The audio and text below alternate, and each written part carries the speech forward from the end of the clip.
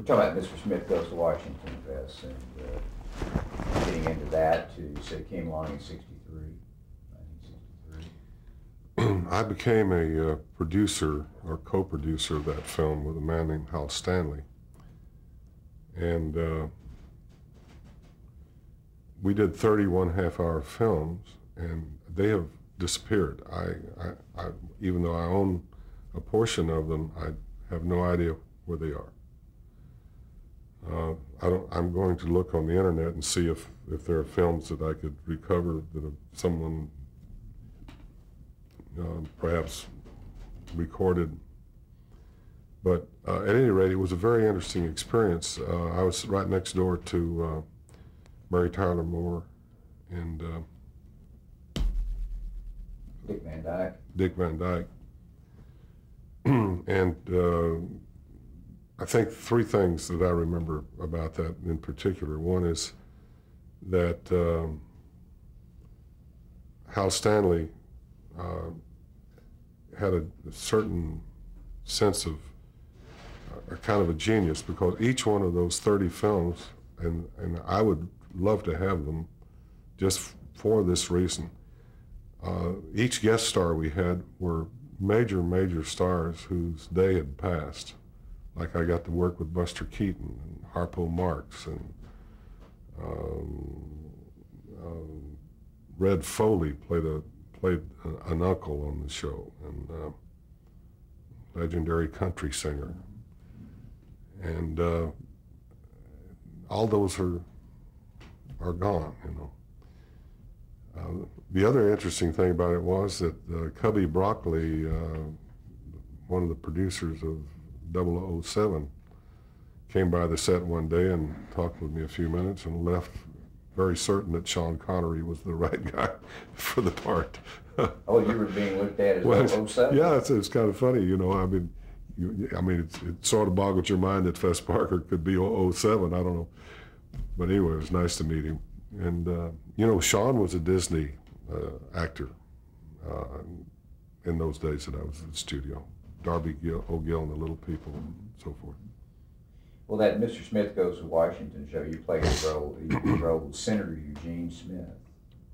And I think you've already mentioned Red Foley was your uncle, and Sandra Warner was your Yes, thank you for that. Did your portrayal differ from Jimmy Stewart's? I mean, did you try to space yourself away from him, or did you try to emulate him? Or? No, I didn't. You know, there's only one Jimmy Stewart, and it was sort of one of the things that you do in films. You just make the same story again and try to, in some way, although this didn't resemble it. It was a very light piece in terms of what we actually did. Did you ever talk to Jimmy Stewart about it? Well, I talked to Jimmy Stewart in '58, not about that film, but before that. And he gave me some insight, which was a little bit too late. But what he didn't know that I had left Disney. It was about the time I was leaving, and he was telling me the way that he worked throughout his career was that when he wasn't making a film, he spent his time trying to find a film, a story. And I wasn't that industrious or cerebral about my career, so I would go sailing or, you know, go off into Thule someplace between jobs and sort of do whatever I did. But that was good advice, and I would have perhaps taken advantage of that. I could have earlier with Disney, but I didn't. Mm-hmm. But I didn't know enough, frankly. I was too absolutely green. I mean, 3 years isn't enough if in your... Sure. That's Incidentally, just to throw this in, Tommy Jones and Harvey Schmidt are people that I went to the university with, and they're performing as we speak down in Laguna Beach. Oh, is that right? Yeah.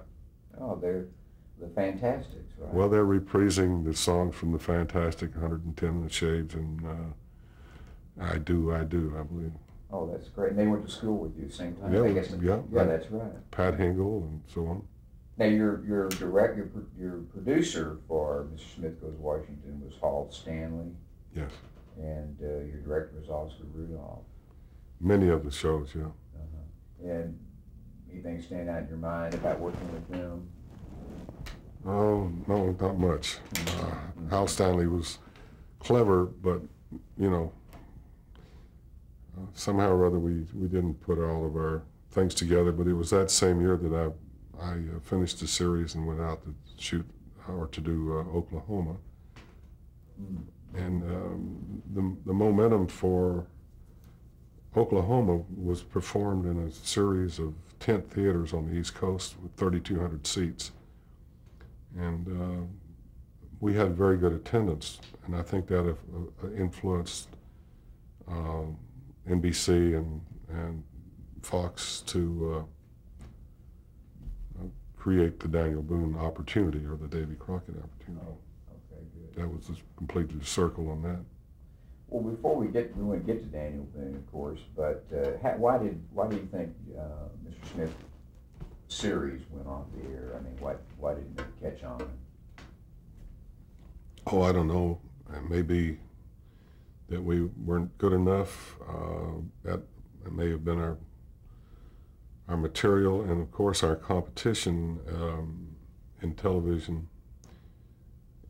in situation comedy was unbelievable. I mean, there was some wonderful talent out there, and I was just happy, really, that it went off.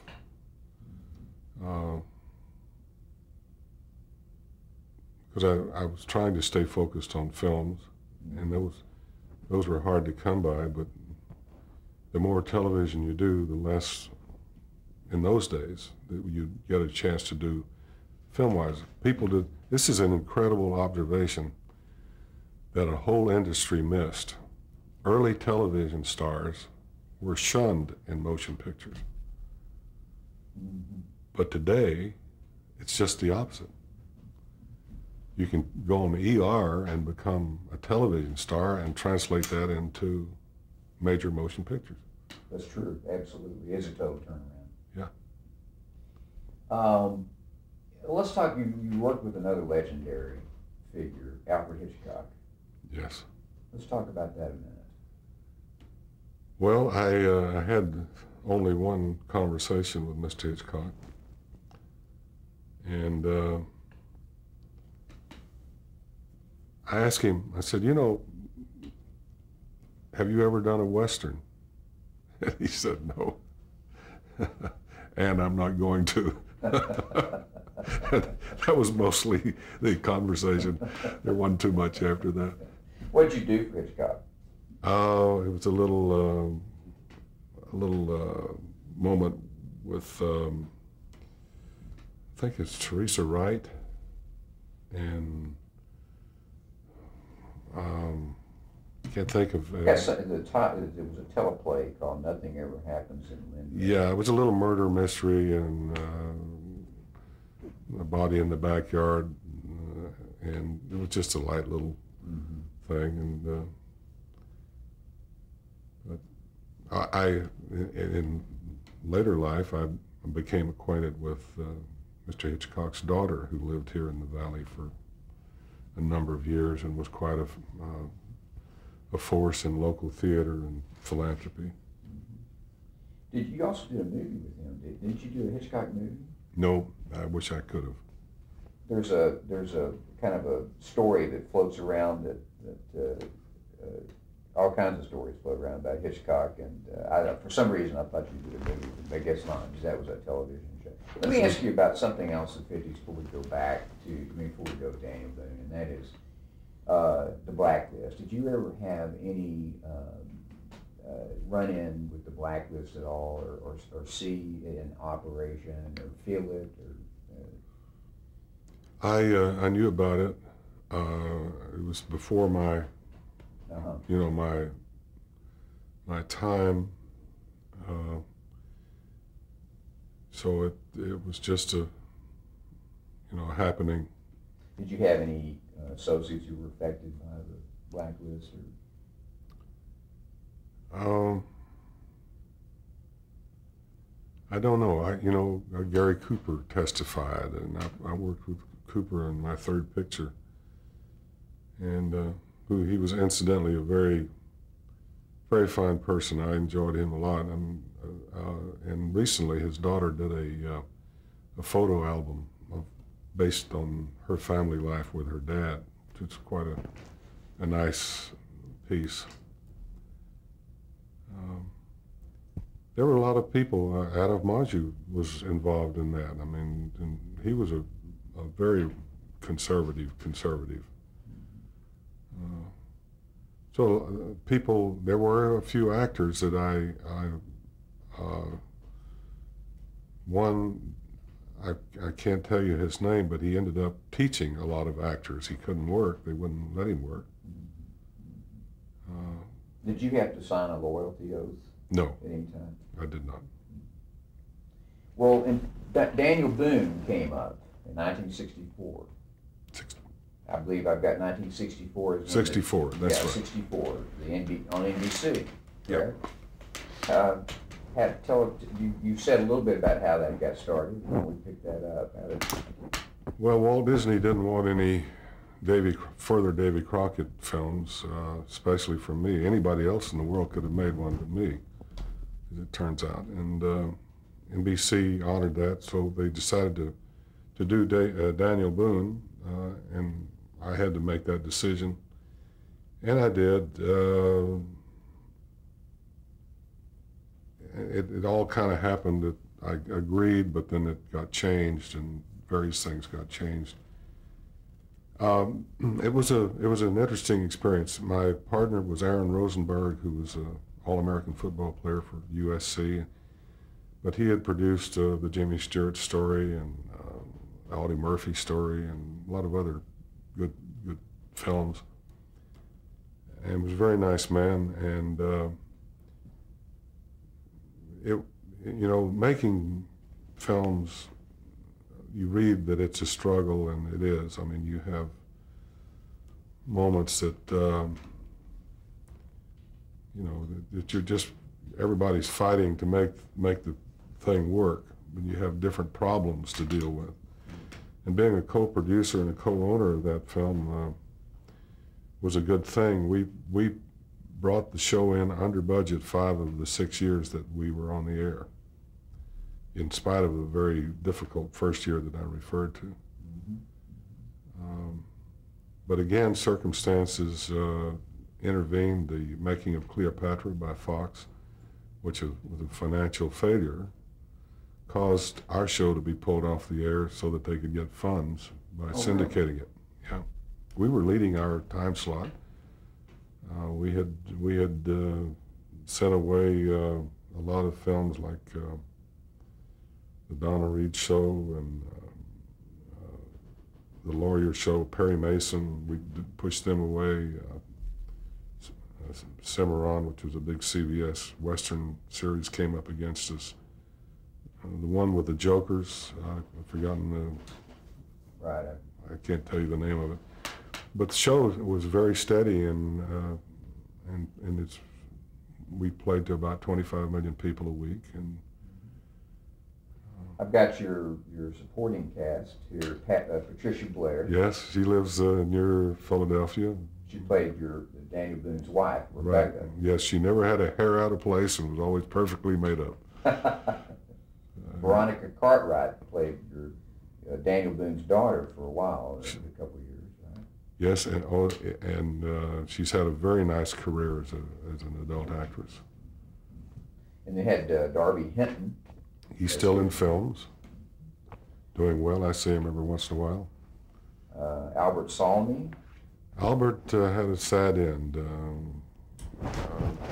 I won't comment, but he's passed. He's deceased. He played Daniel Boone's companion, Yadkin? Yadkin, yeah. And then, of course, Ed Ames. Yeah. They played Mingo. Ed is a neighbor now here near Los Olivos. Just bought a place here. And I hear from Jimmy Dean, who was on the show.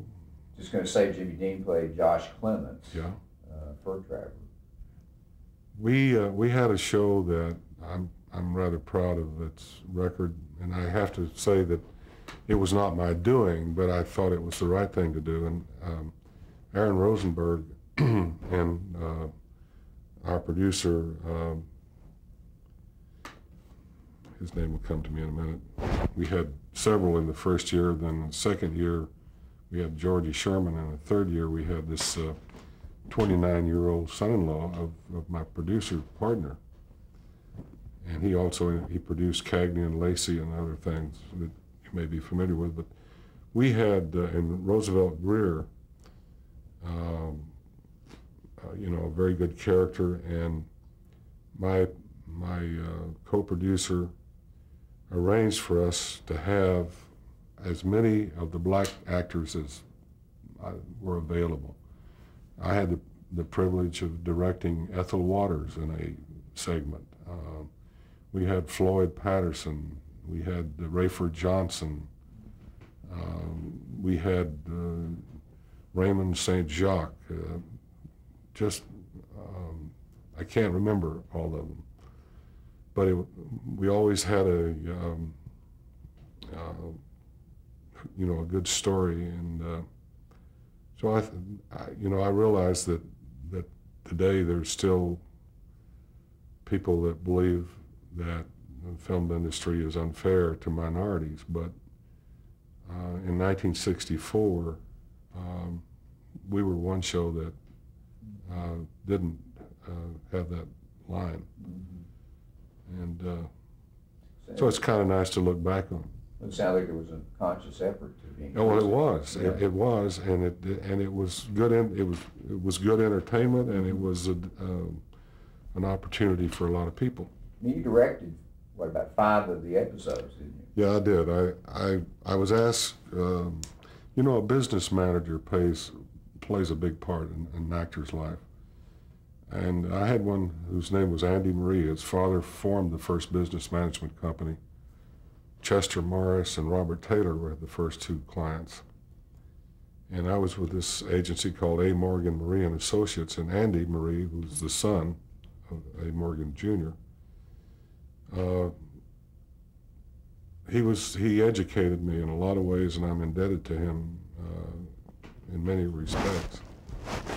I think my business career that I had directly came from the pointing out that many actors and actresses who had, mostly men, were the spendthrifts.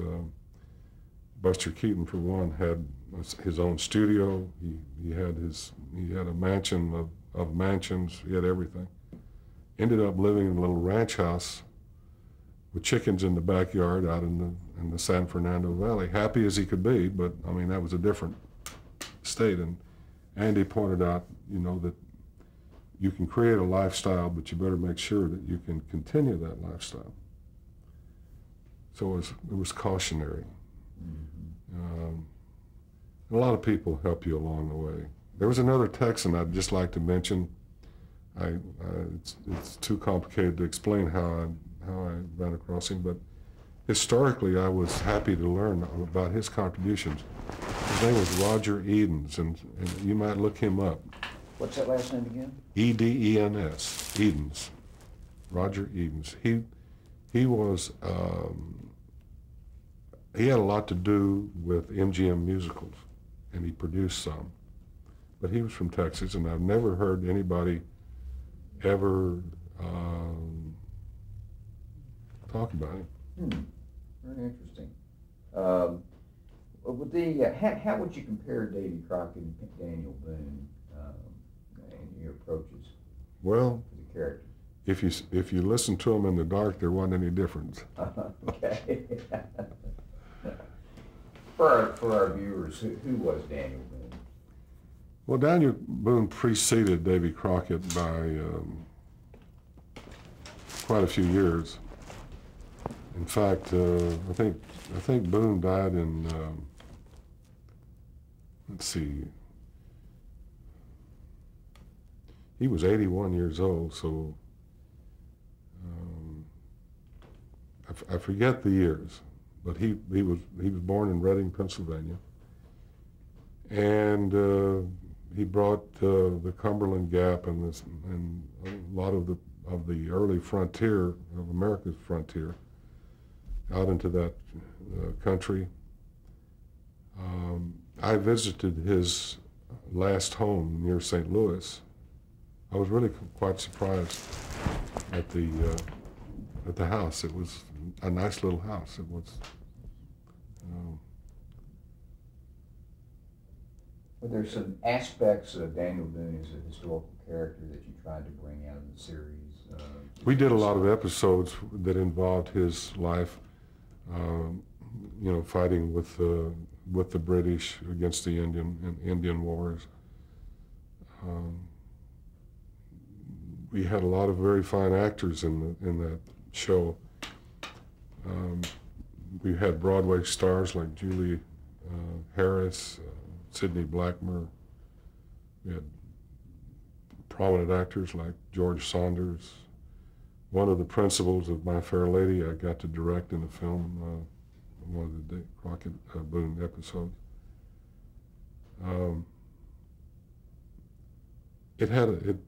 It was of its. I think it will stand up against most of the westerns, which we were not, but we were lumped in that category simply because of the talent that was on the show. Did you have a favorite episode? Or favorite episodes? I'm not sure if I did. I mostly remember that period of time by who was doing the show. Mm-hmm. It's interesting. People like Jodie Foster was a child actress on the show. I didn't realize that. And Kurt Russell, Kurt and Goldie Hawn came riding up to my winery a couple of years ago on their bicycles, and we sat out and had a couple of glasses of wine and reminisced a bit. Great. Did you do much merchandising off of that program? There was an attempt. I don't think it was too successful. It went off the air in 1970. Right. Was it a ratings thing or? No, it was, 20th Century Fox was so desperate for money they sold off the studio lot, which became Century City, and they put the Boone shows into syndication. And just this year, they're releasing films of the first year of the first 30 episodes in black and white. I don't know why, but they're doing it that way. They were shot in black and white the first year. Now, you made your television movie, let's see, Climb an Angry Mountain was the first television movie you made. And the last one. And the last. Was it supposed to be a series? Was it a pilot? Was it a pilot? Was it supposed to be a series? It was supposed to be. I left Fox in 70. I was asked by another Texan, Herb Steinberg, not Herb Steinberg. He was the head of Universal. It's a similar name. Mm-hmm. And Jennings Lang, the agent, to do a show that Dennis Weaver ultimately did. And I could have segued from one television show to another, and I just didn't want to do it. I was still saying I want to do pictures. I'll do television, but I want to have a healthy career. So I signed a 3-year contract with Warner Brothers. And this is kind of funny. Things happen at studios, politics, changing of position. So I had a dressing room that about 4 times the size of this room. I had a limousine. All I had to do was call for a limousine. I wanted to fly into Burbank and go to a business meeting, studio, send a limousine. A couple of years went by, and one day we had a meeting of the head of television and all the people involved in a room they called the green room. That was where the deals were consummated. Warner Brothers was a beautiful studio in those days. So we go down and we're having lunch, and it's a very, very convivial lunch. It's been billed as they have a great idea for me. And I said, okay, what's the idea? It came down to this. We would like for you to play a modern day sheriff in Arizona. I said, that's it? They said, that's it. Aren't you excited? I said, well, not really. I said, I have a friend that played that about 10 years ago. His name was Broderick Crawford, and I know another friend that did a similar one. I said, I really don't want to do that. Well, gosh, we're just disappointed. Well, they're paying me all this time, so I'm not hanging around the studio. I'm doing my other things, and so finally, the last segment of my contract came up, and there was a pretty good chunk of money involved, and so I thought, well, I'll do something. I don't want to just let that money go. So we had a meeting, and I said, okay, I'll play a sheriff, but you have to let me create the setting. And so what we did in that was I tried to create the character who was a reluctant sheriff. He was really a rancher. He really wanted to just work the cattle, but he couldn't afford to buy the ranch and ranch. He had to have a part-time job, which was the sheriff's job. And I'd water skied for about 10 years up on Lake Shasta, so I knew that country very well. And so we collaborated on this, and we made that film. And no one wanted the film for whatever reasons, and so at that point, I had the film business. And while it was in my thoughts and it shaped a lot of my thinking, I just was happy being my own boss. Mm-hmm. And this was about early 1970s? Yeah, by 72, 73, I was out. So you had, for all intents and purposes, retired really from the film business. I want to ask you really quickly, though, about you had an unsold pilot at that point about the same time called the Fess Parker Show. Terrible. Why? Why do you say terrible? Well, if you notice, when you get down to the point where they're going to sell your name to sell the show, it's the end. Very interesting. Well, let me kind of end up here with what are you doing now? What's